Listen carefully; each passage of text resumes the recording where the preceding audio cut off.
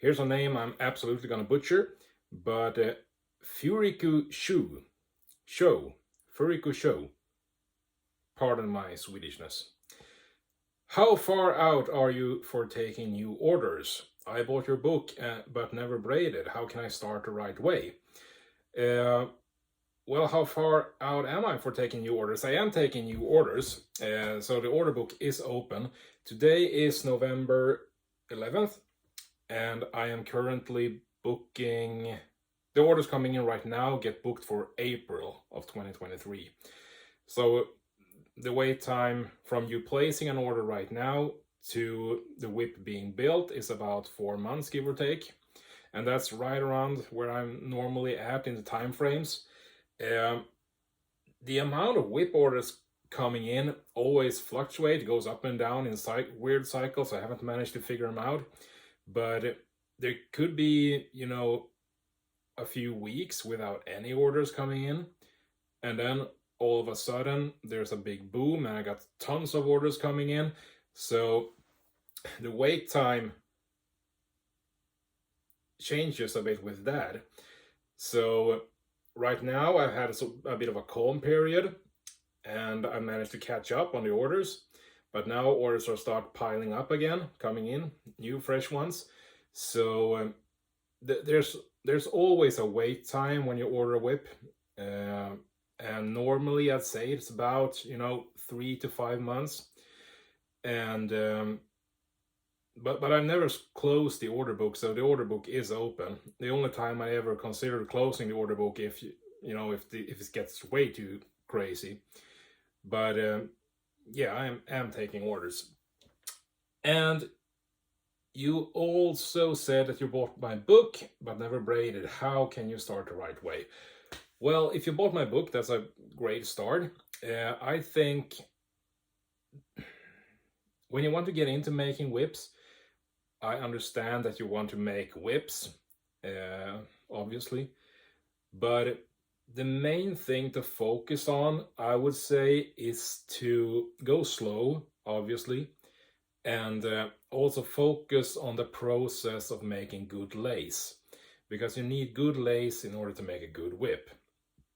And if you follow the instructions in my book, that particular design that I covered there works absolutely fantastic. So you don't have to really worry about honing in on belly length and stuff like that. Once you get a bit more experience, you can sort of adjust things to your own liking. But the first thing you really want to do is to focus on the lace and get really nice lace. And that's probably going to be the biggest learning curve, because you can sort of pick up on the actual braiding fairly fast. But dealing with leather, that's the main thing. And a lot of people wanting to get into leather whips seems to be hesitant for a very long time before they actually jump into it. But you just have to go for it, really. It's like learning to drive in a sense. You can spend however much time in a parking lot just driving in circles, but you need to get out on the road, even if it's scary. But you have to get out there. So just dive in head first, and I'm sure you'll be fine. And C. Mitchell whips with a stock whip handle. How do you go about getting the rod inside the cane? Do you split it down the middle and carve out a channel for it, or some other way? That's a very good question, actually. So getting the steel rod into the cane itself. Let's see, I got a piece of cane right here. There's a couple of ways you can do it. This is Tahiti cane, and I should mention that beforehand, that it is very important if you want to make full plat stock whips, where the handles tapers down really finely, you want to use cane. And you can't use, your regular wooden dowels, because the properties of cane is very favorable for stock whip handles, because it's flexible and quite strong.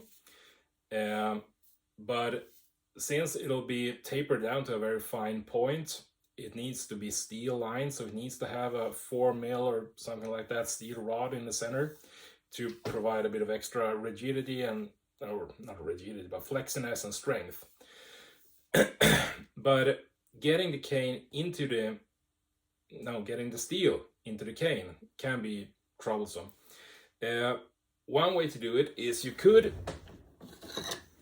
take a knife, just place it in the middle of your cane, give it a tap with a hammer, and sort of split the cane down the center.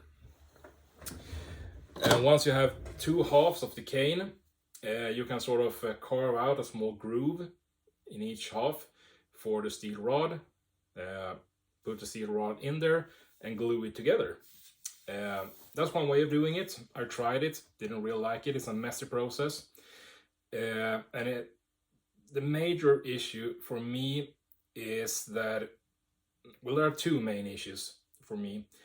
I know a lot of makers use that method and it works absolutely fine, but I feel as there could be issues with the cane actually splitting open again, and I really don't like that. But the main issue is the time. It takes a long time to, you know, split the cane, carve out the center for the rod, put the rod in there, glue it together, then you have to wait 24 hours for it to dry before you can get on with it. So what I do is that I take, let's see if I got a piece of steel here, just a piece of steel, and I use a bench grinder to grind a fine point, maybe an inch or so long, so it has a sort of a needle point to it. Then I just chuck the steel into a drill, make sure it's battery driven.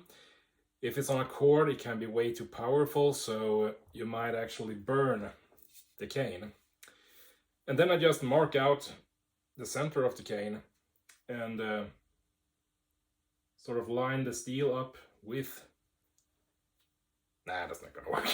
But I line up the steel with the cane and start to drill it and just slowly push it in. Now what I like about that method is that it's really quick. You know, the steel, you know, grinding the tip down and getting it into the cane is like a 6-minute job. Then I can get straight onto shaping the actual handle. But another benefit is that it doesn't remove any material.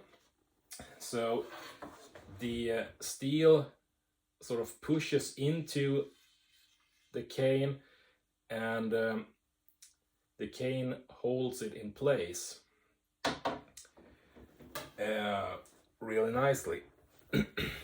So that's one benefit. And the reason why it works so well is, again, one of the great qualities with cane is that the fibers in the cane are quite straight. That's why you can split it with a knife more or less exactly down the center. But since the fibers are very straight inside the cane, the steel doesn't really want to go off to the side and come out, you know. So as long as you go slow, that's a really handy and quick process. Anything more? I don't think so. That's it for this time. Bye.